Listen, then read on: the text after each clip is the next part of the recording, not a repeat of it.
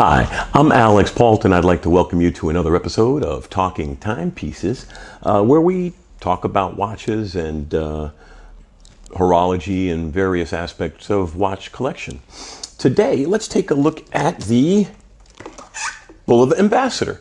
The Bulova Ambassador is a beautiful piece of vintage watch from a time when it wasn't considered sissy to wear a small watch, although this is large for its time.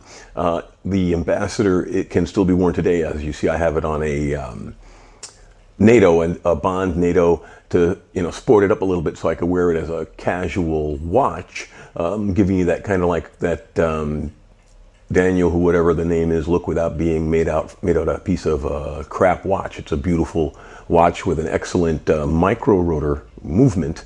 In fact, I was on the hunt for a pole router for its micro rotor when I came across this beautiful piece. But the Bulova Ambassador is from a time when Bulova used to have their headquarters in Queens and ran everything out of it. You remember going by, I grew up in Queens, I remember going by the Bulova headquarters as a child. And it wasn't until later I put the significance obviously together.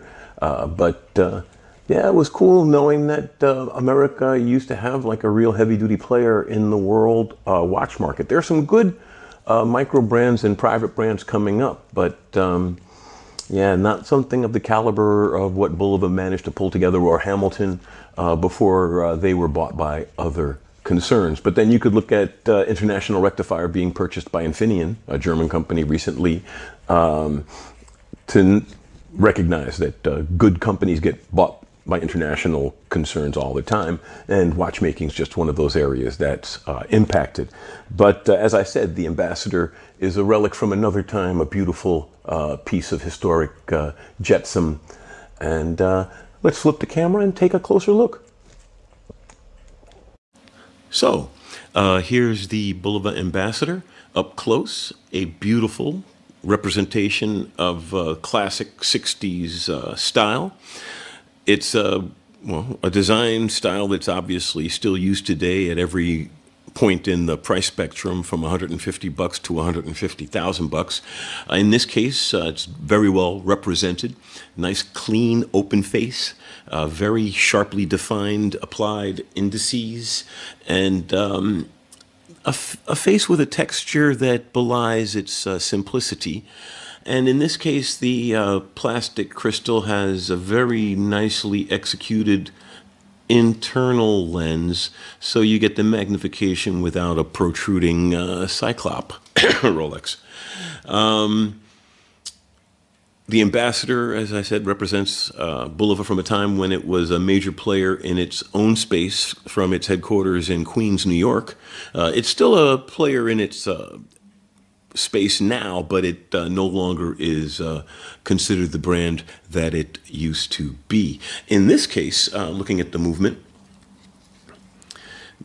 it uses the Buren micro rotor, which was jointly developed with Hamilton and a couple of other manufacturers, similar in a fashion to the Tag Heuer original caliber 11 movement that was made for the Monaco. The Buren micro rotor, because it takes a lot of money and time and energy to develop a new movement, it was used by other manufacturers, including Hamilton, in their watches. So, like I said, in this case, it's a Bulova, but you could get this same movement in a Hamilton of the same generation, and a couple of other brand names on top of it. But just a lovely, lovely watch. Now, this display back is almost certainly, definitely aftermarket, because it used to have this. Used to have a solid steel back with a dancing lady engraved into it. Very nice back as well. But frankly, I do like the display window back, although it does reduce the value of the watch. But I don't care, because this is one of the ones that I'll probably never sell. I had it recently renovated, and it's one of my go-to watches, in fact, in hot weather, because it's such a light, especially with a NATO strap. It's a fresh presentation. It looks very modern with the NATO because of the Daniel Wellington popularization of NATO straps and classic watch designs. Let's take a quick look at the measurements. It's, oops, turn it on, that would help. The watch is 37, yeah, 30, I'd say about 37 and a half, oops. About 37 and a half, almost exactly 37 and a half in diameter. All right, let's look lug to lug. We're looking at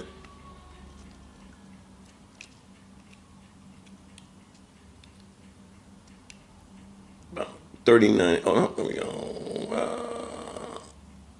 40, about 40 millimeters, lug to lug. And as I said, it's a very, very thin piece at 9.1 millimeters.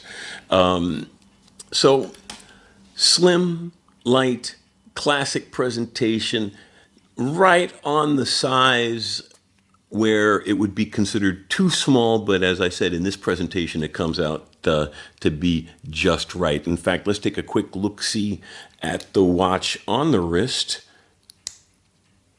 I just had my fingernails trimmed. I can't get this stupid bracelet off on the Universal Genève, but here we go.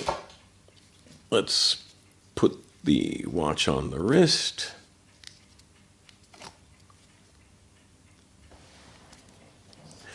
And so there we go. Let's go ahead and do a little tuck just to get it out of the way.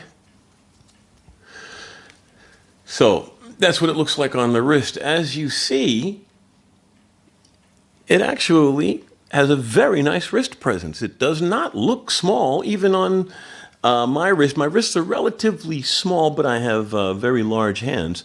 So the watch comes across very well. It wears quite nicely for a watch of its size. I would definitely say it wears as well as, say, for example, an Explorer or a Oyster Perpetual 36, very much so. So all in all, as I was saying, a nice presentation and a great watch with a company with a very, very deep and interesting history. So let's flip the camera around and close the episode out. So that was the Bulova Ambassador, a very, very classic representation of a very novel movement.